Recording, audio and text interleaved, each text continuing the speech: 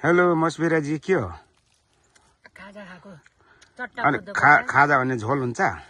अनि कोदोको खाजा भनेको त भुटेको हुन्छ हैन? अर्गानिक हाम्रो गाउँको कस्तै अर्गानिक भनेको क्या?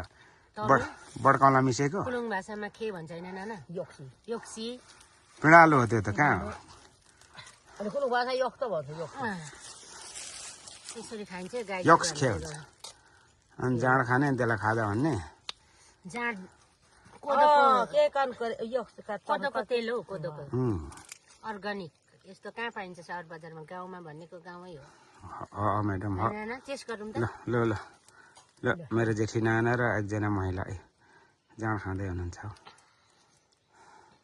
के जाँड यहाँ छ? पुरा खाएको खाएकै छ त यार।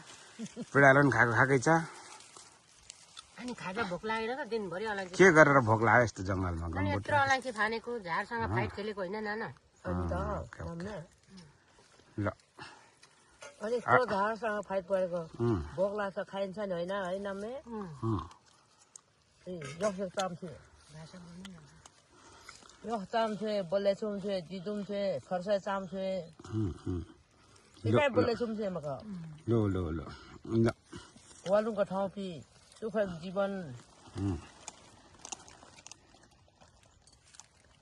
ल, केही छ म्याडमको केही छ कि अरू? दिन जानै गरेछ कि होइन मेनी अझै थुकसँग त्यस्तो रियल त राम्रो आउँछ त बनाएर